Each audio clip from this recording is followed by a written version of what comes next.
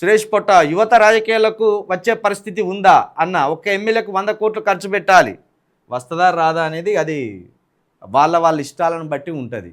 రాజకీయాలు చేయాలనుకుంటే best example మల్లిగాడే. ఎన్ని కోట్లు పట్టుకొని వచ్చి గెలిచిన వాడు. ప్రజలల్లో ఫస్ట్ విశ్వసనీయతను పెంచుకోవాలి. వాడు ఆ విశ్వసనీయత వచ్చే లోపే వాడు దెబ్బ కొట్టిండు, అందరికీ అనుమానాలు వచ్చేటట్టు దెబ్బ కొట్టిండు వాడు.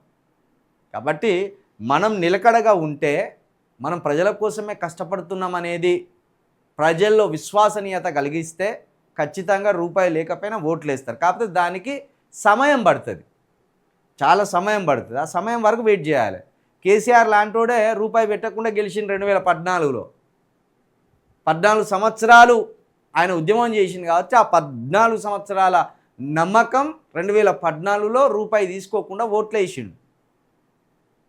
ఉంటుంది, ఎందుకు ఉండదు, అవకాశం ఉంటుంది. కానీ యువత ధైర్యంగా ముందుకు రావాలి, రాజకీయాలు చేయాలి, ఖచ్చితంగా అప్పుడు మారుతారు.